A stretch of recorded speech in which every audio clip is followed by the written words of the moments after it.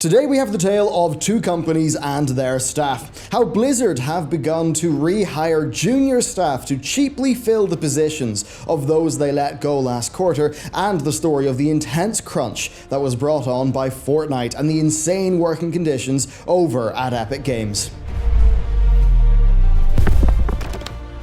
Hey everyone, and welcome back to another Industry Report, the mostly daily series that we run giving you a look behind the headlines of the industry. And there's no getting around how grim today's news is on both fronts. Crunch has been an ongoing problem for the games industry in larger AAA environments, with BioWare's three most recent games, of course, serving as pretty prime examples of what not to do. So we've got that in Epic, and while that's going on, we also have Blizzard news to cover, but we're going to start with Epic Games and the insane crunch culture that has developed at the studio. So Epic decided to pivot towards live service games, and as a part of that, they took on their big investment from Tencent. That was in the early 2010s. And then after years of development that resulted in the now defunct, I believe, Quake Champions and the original Fortnite, of course called Fortnite Save the World, which received a pretty lukewarm reception and not that much success. At about that time, PUBG was rising, so Epic decided to make a Battle Royale version of Fortnite.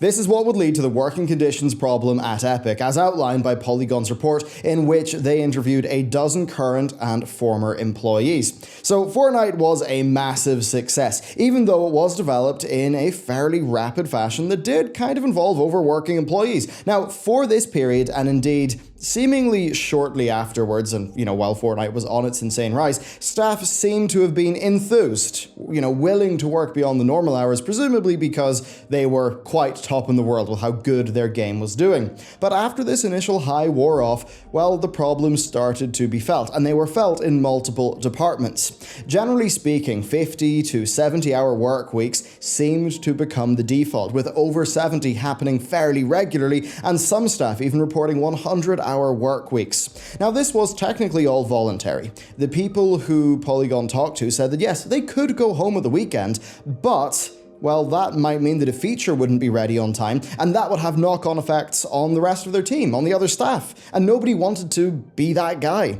Essentially, there was a lot of social pressure to work as hard as is possible because everyone was doing it, and if you didn't do it, you'd make everyone else's life harder. So yeah, sure, it was voluntary, yes, it was compensated for financially, but ultimately, I think that counts for little if the employee's work environment is just guilting people into staying late. Here's a quote.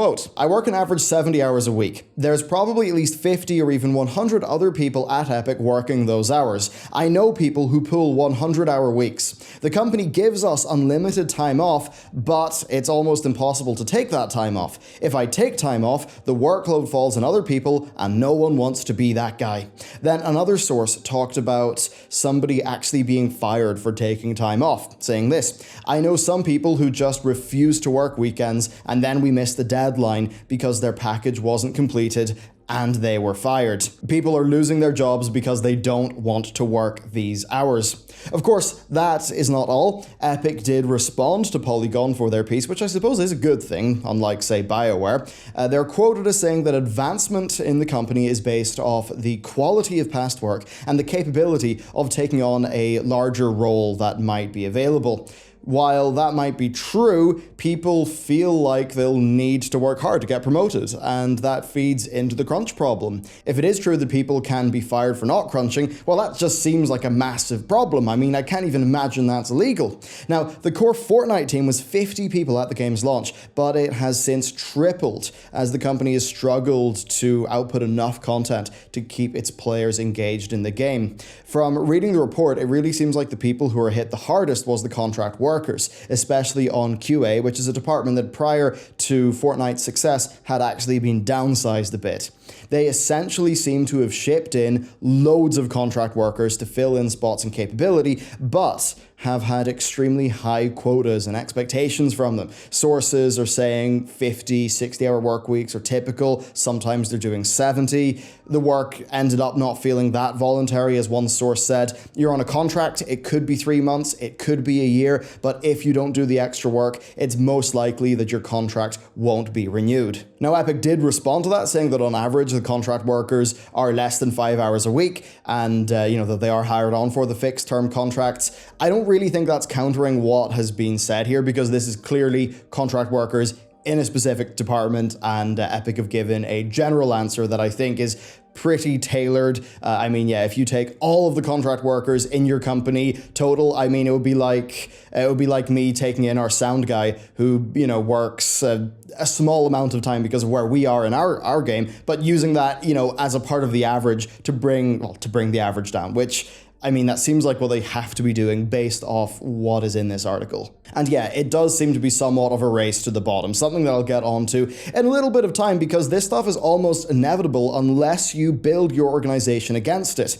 But it actually does get worse, with one source saying that a manager referred to contractors as bodies. So yeah, that's some really grim stuff, isn't it?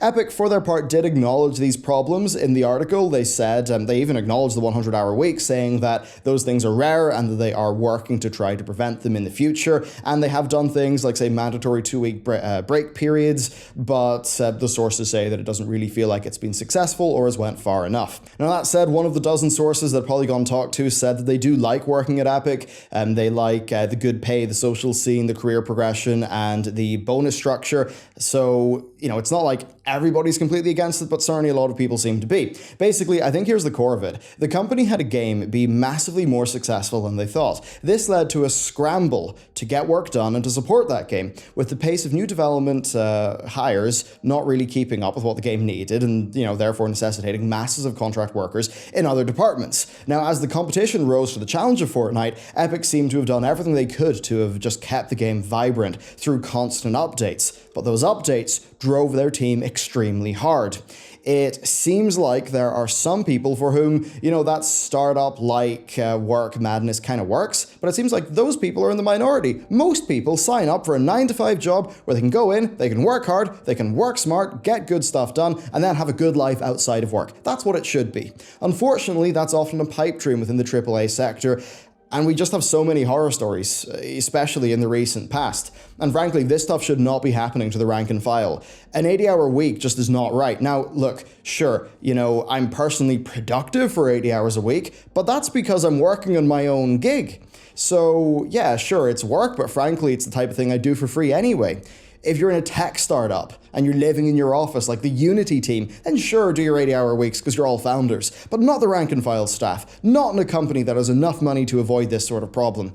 This type of thing should not be done by companies to meet their short-term goals, but it almost always is, and it's barely ever worth the cost. The brain drain, how you basically leave your employees just done for months, even a year after the extended period of crunch, all the mental health problems that it causes. And what does this do? Well, I think it just drives people away from games into other areas of software where, frankly, they're going to have less crunch and higher wages. It's a massive problem for our industry. But here's the thing, it's going to happen unless work is done to stop it. Why? Well, the best workers will rise to the top. Now look, we can talk about efficiency of time all that we want, but I think the situation on the ground is that, the person who puts in another 10 or 20 hours a week and is able to somehow manage the hit, and actually get their deadlines, they're going to be looked upon better by management. They'll be seen as more loyal and more dedicated, and therefore they will get promoted.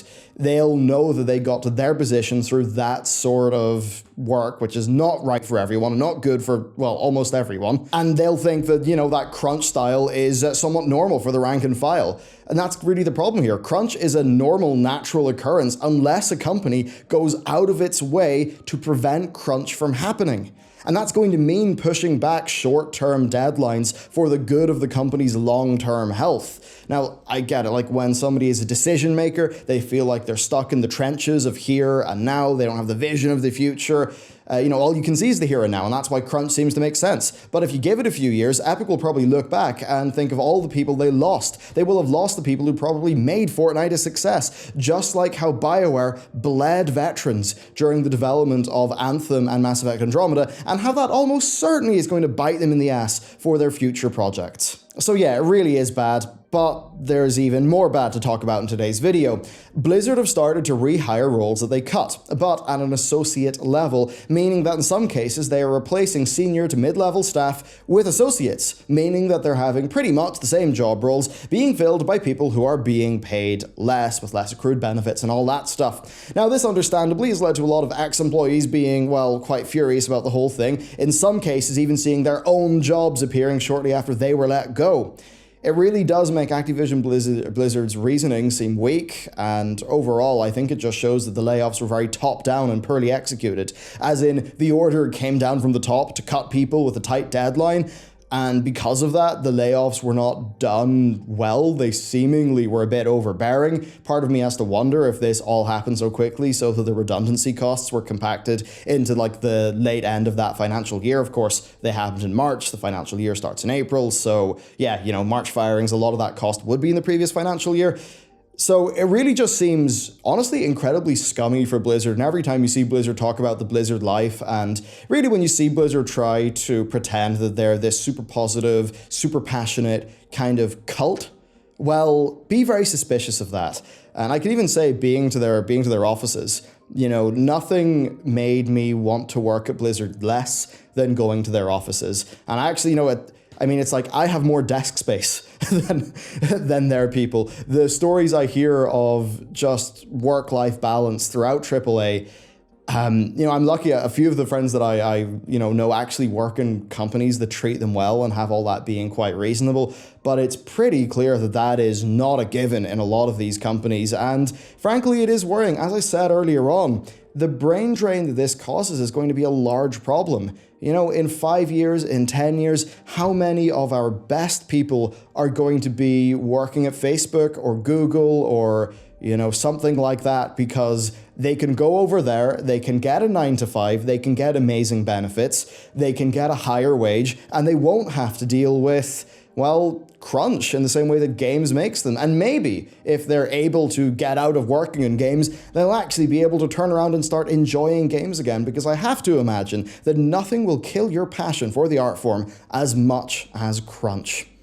So there you go. This is a grim ass video, isn't it? It really is. But I think this is extremely important to talk about. And, as always, when I'm sort of doing my own stuff, they keep on giving you a playbook of stuff not to do. And certainly talking to a lot of other indies that I know, it's like, you look around at all this stuff and I think a lot of people know that this is not the thing to be replicating. It's hard to execute in that sometimes, but hopefully this seeming so bad right now is going to lead to a better future where, enough people speak up about it and the kind of grassroots development scene starts to become more, humane than the AAA, and that hopefully that will cause things to move in a good direction. That's personally what I really hope will happen anyway. So let me know what you think about all of this down in the comments below. Thank you very much for watching this video, and with that, I'll see you next time.